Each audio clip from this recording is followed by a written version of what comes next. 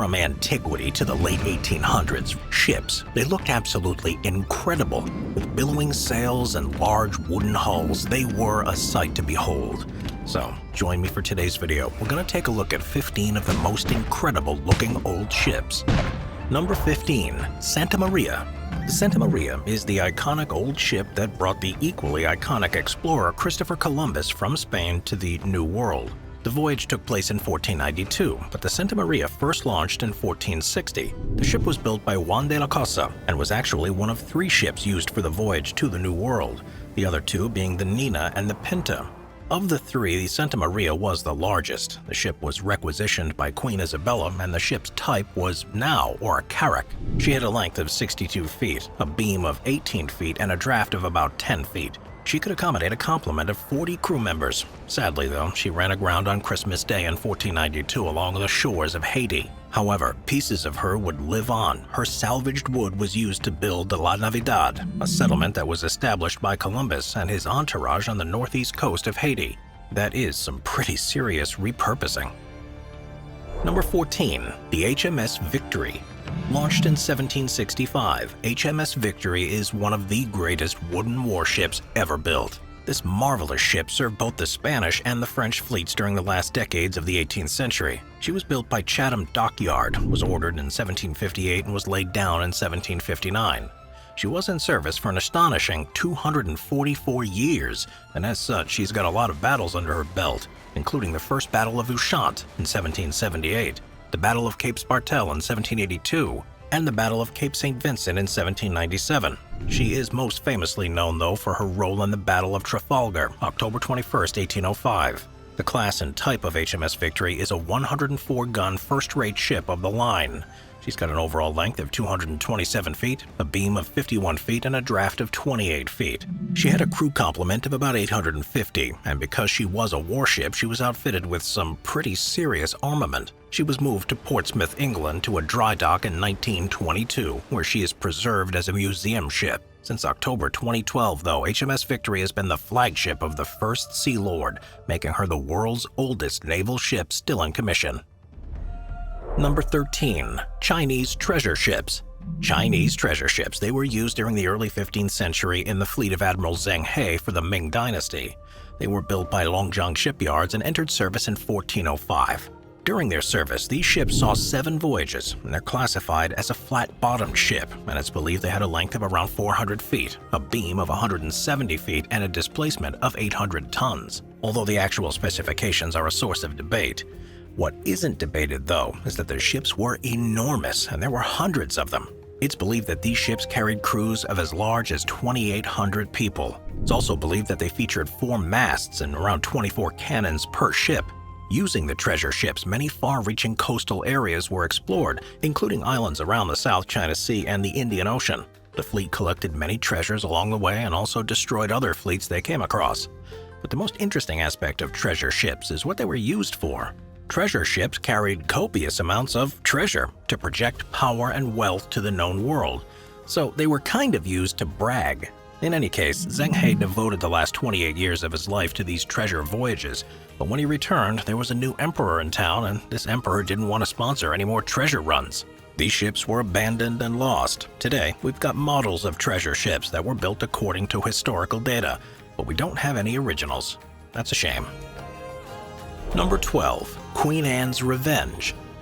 At the heyday of piracy, there were plenty of pirate ships sailing the seas, but when it comes to famous and incredible-looking pirate ships, few can hold a sail to Queen Anne's Revenge. Queen Anne's Revenge was the flagship of Edward Teach, more commonly known as the swashbuckling Blackbeard. It's not known where or when the ship was originally constructed, but it was likely built in Bristol, England sometime around 1710, and it was intended for merchant service. Her original name was probably Concorde until she was captured by French privateers and renamed the very French name La Concorde. As La Concorde, she was used by French sailors as a naval frigate and a merchant vessel, as well as a slave trading ship. But Blackbeard took her over in 1717 and renamed her the iconic Queen Anne's Revenge. During her time with Blackbeard, she helped him collect countless bounties. She was classified as a frigate and had a length of 103 feet, a beam of 24 feet, and had around 300 pirates on board in Blackbeard's service. Queen Anne ran aground in May of 1718 at Topsail Inlet, which is now Beaufort Inlet in North Carolina. Her treasure and supplies were transferred to smaller ships. Her wreck was discovered on November 21, 1996 by a private research firm called Intersol Incorporated, which is pretty incredible considering that she was only in 28 feet of water and only a mile offshore of Fort Macon State Park, Atlantic Beach, North Carolina. Queen Anne's Revenge has become one of the most recognizable pirate ships on the planet, with her billowing sails and numerous masts. She's awesome. Number 11. USS Constitution. Built by Edmund Hart's shipyard in Boston, the USS Constitution was launched in 1797. Nicknamed Old Ironside, the USS Constitution was named by George Washington after the United States Constitution. She was charged with protecting American merchant ships against French fleets, but she also fought against Barbary pirates during her time in service. Her biggest achievement, though, happened in 1812 during the war against Britain when she captured several merchant ships and defeated another 5 warships: Java, Pictou, Cyane, Levant, and HMS Guerriere. Because she was so instrumental in the war, she was saved from the scrapyard and was instead preserved as a museum ship in Boston. The USS Constitution was a 44-gun United States-class frigate with a length of 302 feet, a beam of 43 feet, and a displacement of 2,200 tons. Her foremast was 198 feet high, her mizzenmast was 172 feet, and her mainmast was a towering 220 feet high. She traveled at speeds of about 13 knots and boasts a complement of 450. In 1934, acting as a museum ship, the USS Constitution completed a 90-port 3-year tour, and in 2012 she sailed under her own power to commemorate the 200th anniversary of her victory of the HMS Guerriere. Today, the USS Constitution is actively involved in public events that aim to educate through historical demonstrations. She's open year-round for free for public tours, where she's berthed at Pier 1 at the terminus of Boston's Freedom Trail. Thousands of people have set foot aboard this beauty of the past to learn about and see for themselves what old American ships were really about.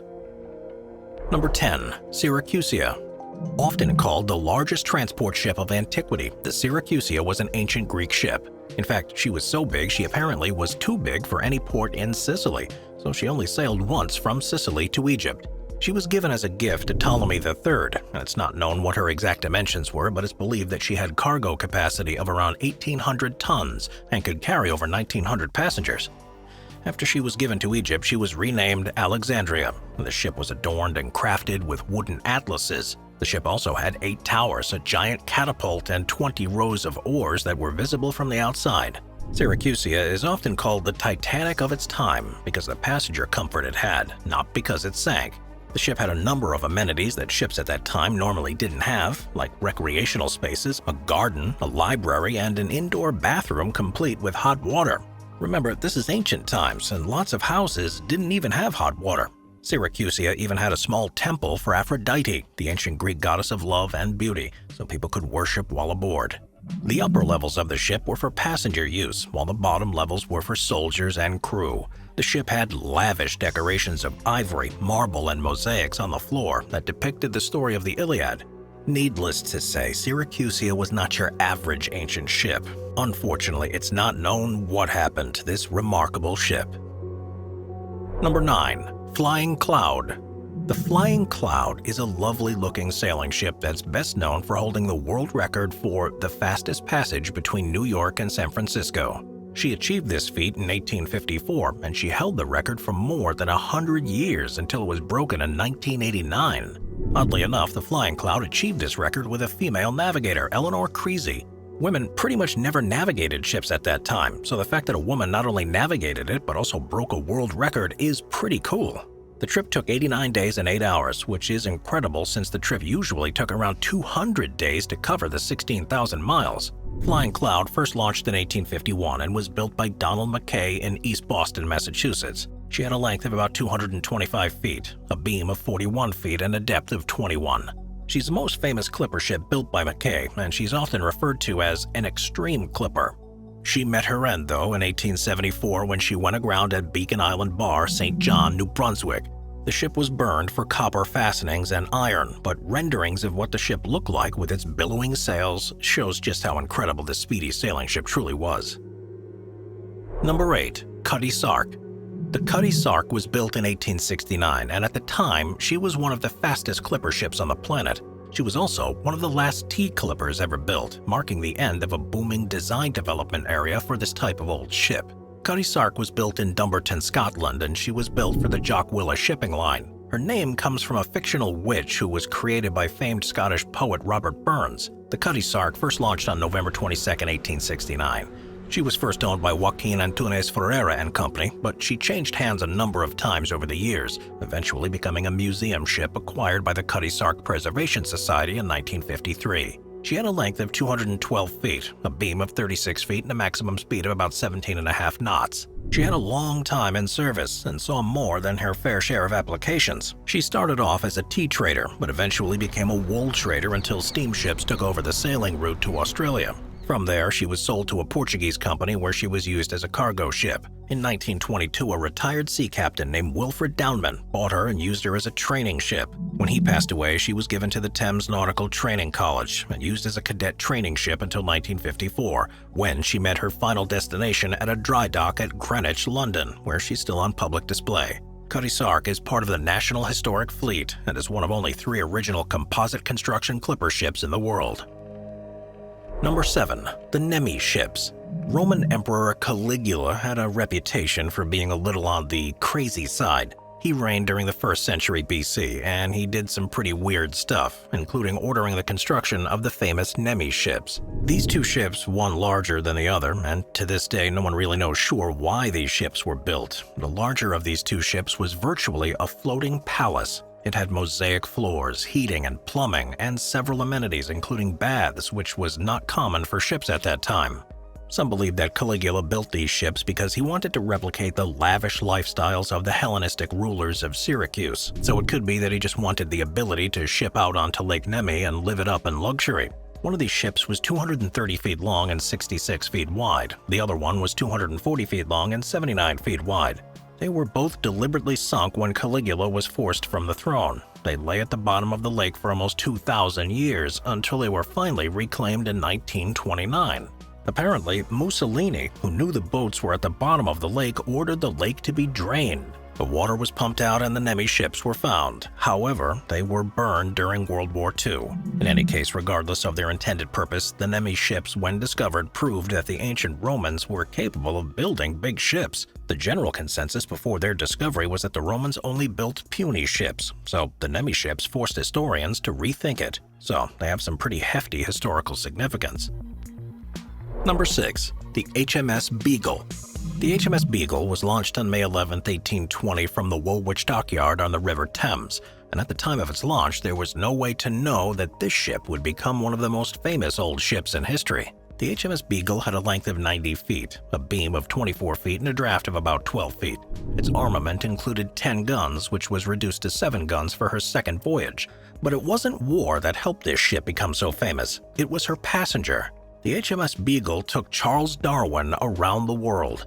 It was aboard the Beagle during this 5-year adventure that Darwin conducted some of his most legendary research. He studied geology, natural history, and ethnology. He kept a daily journal which he eventually published called The Voyage of the Beagle. The things he discovered during this trip around the world have played a pivotal role in forming many scientific theories on natural selection and evolution. The HMS Beagle was a Cherokee class of 10-gun brig sloops designed by Sir Henry Peake. After Darwin's iconic voyage, the Beagle had a 3rd voyage to Australia before it was refitted as a static Coast Guard watch vessel and was eventually sold to be broken up.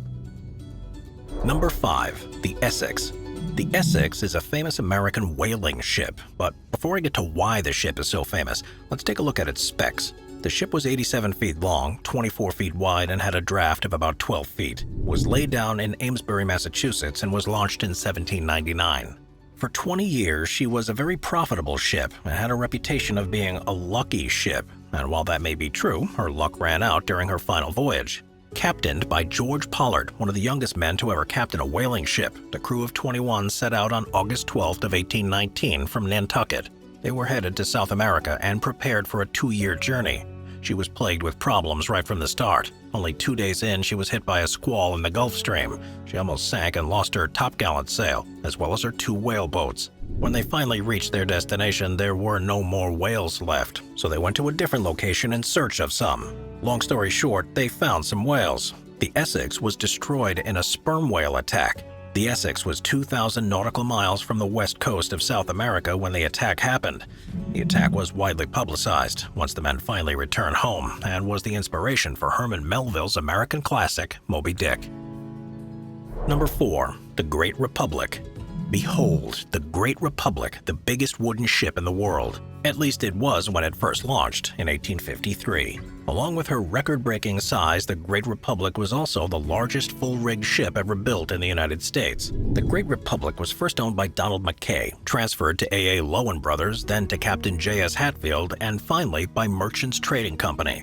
The ship was in service from 1854 to 1872, and it was sunk in a storm off the Bermuda coast. The Great Republic, she was a four-masted medium clipper bark with a length of 334 feet, a beam of 53 feet, and a height of 247 feet keel to masthead truck. She was propelled by sails and featured 4 continuous wooden decks. The Great Republic, she had a 19-year merchant career where she was believed to be one of the fastest merchant ships around. Models and drawings try to capture this massive wooden ship in all its glory, although they likely don't do it justice. It would have been an incredible sight to see this ship in real time, with its far-reaching individual sails and all of its magnificent glory. Number 3. The Mayflower. Rewind to 1620 as a group of anxious, excited pilgrims step aboard a beautiful ship called the Mayflower to embark on a journey in the New World. The Mayflower is an incredible-looking old ship that first launched in 1607, but its claim to fame is undoubtedly the 102 passengers it transported across the Atlantic Ocean to their new home in America. The ship dropped anchor on November 21st at the tip of Cape Cod, Massachusetts. The Mayflower had an overall length of 110 feet approximately, 4 decks, and an unknown capacity. The class and type of the famous ship was a Dutch cargo flute. She was square-rigged with a beakhead bow and high castle-like structures. These structures protected passengers from the grueling weather often encountered on long voyages across the ocean. However, on her stern was a 30-foot-high aft castle, which made it tough for her to sail in the wind. Basically, she wasn't well suited for North Atlantic's westerlies. So, the trip that brought those first pilgrims over took more than 2 months. On the contrary, her trip back to England took half the time because the winds were at her back. She was a pretty heavily armed ship with a Saker cannon, a minion cannon, and 2 base cannons. She also carried 7 cannons for long-range purposes and 3 smaller guns full of musket balls. She had 3 masts, the mizzen, aft, the main, midship, and the fore, as well as a spirit sail. It's not exactly known what happened to the Mayflower, but it is widely believed that she was taken apart in 1624 by Rotherhide shipbreaker. Because of the role she played in bringing pilgrims to the New World, the Mayflower has long since been recognized as a symbol of European colonization. Number 2. Viking Longships.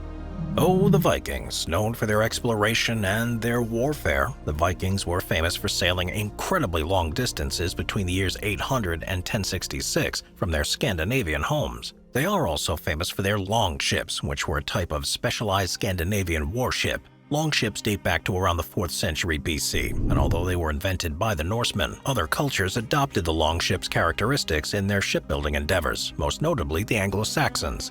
Needless to say, Viking longships have long-reaching influences, and some of the new methods involved in longship building are still used today.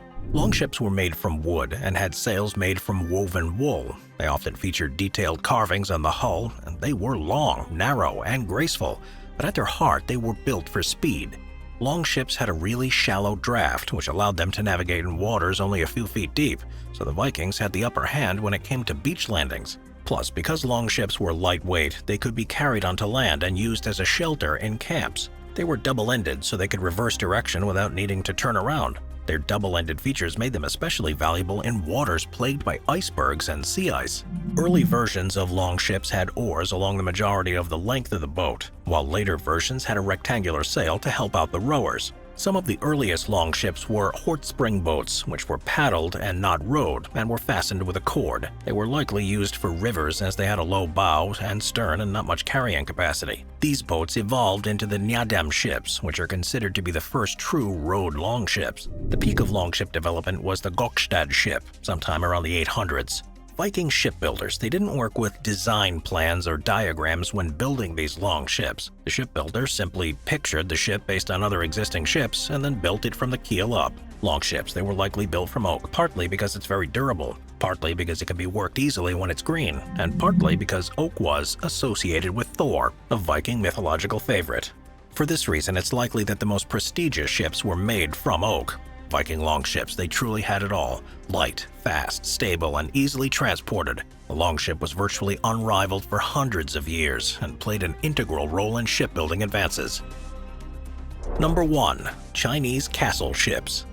Castle ships, they were aptly named, as they were pretty much ships with castle-like structures attached. Pictures of these ships bring to mind prince and princesses, or at the very least, a pretty cool ride. The ship started before the Han Dynasty, but it was under the Han Dynasty that these ships were really developed. More than 100 feet high, these ancient ships had 3 floors. The first floor was called Lu, and it was where various houses were. The second floor was called Feilu, or Flying Lu, while the third floor was called the Qishi, or Sparrow Room. It was from the top floor that people kept a lookout for enemies, and the top floor usually had a lot of archers. 3 floors was the norm, but some castle ships boasted more floors, as many as 10.